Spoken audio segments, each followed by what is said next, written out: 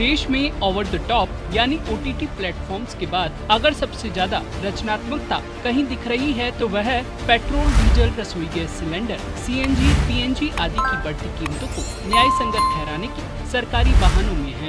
मोदी सरकार के मंत्री या भारतीय जनता पार्टी के नेता हर दिन कोई न कोई नया बहाना खोज कर लाते हैं, जिसके आधार पर वे बढ़ती कीमतों को सही और न्याय संगत ठहराते हैं। सरकार की ओर से इतने बहाने बताए जा चुके हैं कि मोदी सरकार समर्थक भी कंफ्यूज हैं कि कौन सा बहाना सबसे उपयुक्त है। प्रधानमंत्री मोदी से लेकर कई मंत्री और भाजपा नेता कई कारण गिना चुके हैं, लेकिन असली कारण जो कि मोदी सरकार द्वारा पेट्रोल और डीजल पर बढ़ाया गया टैक्स है, इस बारे में कोई चर्चा नहीं कर रहा। यहाँ तक कि कुछ दिग्गजों ने तो दाम बढ़ने का कारण नेहरू जी को भी बता दिया। मोदी सरकार की ओर से दिया जा रहा सबसे ताजा बहाना मुफ्त वैक्सीनेशन का है। पेट्रोलियम और प्राकृतिक गैस राज्य मंत्री रामेश्वर तेली ने कीमत बढ़ने की आलोचना करने वालों को बड़े हिकारत भरे भाव से जवाब दिया और कहा कि आपने निश्चित रूप से मुफ्त की वैक्सीन लगवाई होगी, इसके पैसे कहां से आएंगे? आपने तो दिया नहीं, इसी तरह से इसका पैसा इकट्ठा किया जाता है। रामेश्वर तेली ने कहा कि पेट्रोलियम उत्पादों पर टैक्स बढ़ाकर सरकार जो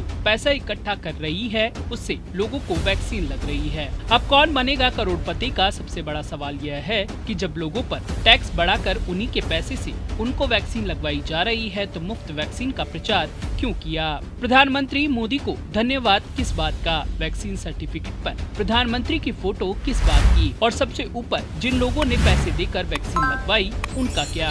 बहरहाल यह तो राज्य मंत्री रामेश्वर तेली की बात थी। उनसे पहले पिछले पेट्रोलियम और प्राकृतिक गैस के कैबिनेट मंत्री रहे धर्मेंद्र प्रधान ने कहा था कि मनमोहन सिंह के नेतृत्व वाली UPA सरकार ने ऑयल बॉन्ड जारी किए थे जो अब मैच्योर हो गए हैं और उसके पैसे चुकाने के लिए दाम बढ़ाए जा रहे हैं। हालांकि बाद में पता चला कि ऑयल बॉन्ड 1,34,000 करोड़ के ही थे और वो भी किस्तों में कई वर्षों तक सरकार को चुकाना है, जबकि सरकार टैक्स बढ़ाकर औसतन हर साल 3 लाख करोड़ रुपए की कमाई कर रही है। प्रधानमंत्री नरेंद्र मोदी भी बहाने बनाने में पीछे नहीं रहे। इस साल फरवरी में तमिलनाडु में एक भाषण के दौरान PM मोदी ने कहा कि अगर पिछली सरकारों ने तेल आयात कम करने के उपायों पर ध्यान दिया होता तो मध्यम वर्ग पर ऐसे बोझ नहीं पड़ता। PM मोदी के हिसाब से महंगाई के लिए पिछली सरकारें जिम्मेदार हैं और इसका बोझ सिर्फ मध्यम वर्ग पर पड़ रहा है। उनकी इस बात से प्रेरणा लेकर मध्य प्रदेश के मंत्री विश्वास सारंग ने कहा कि महंगाई के लिए देश के पहले प्रधानमंत्री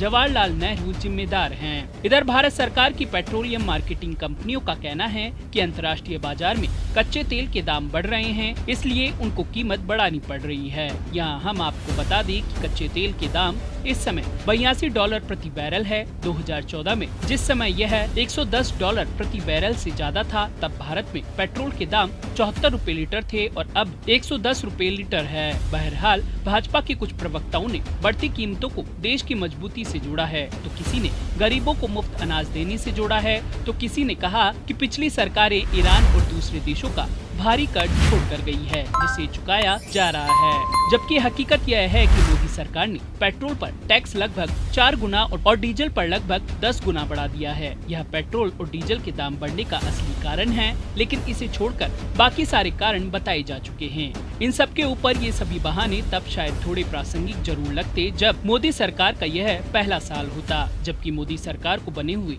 7 साल पूरे हो चुके हैं। तो क्या देश ने अभी तक इन बहानों को खत्म करने जितना भी विकास नहीं किया?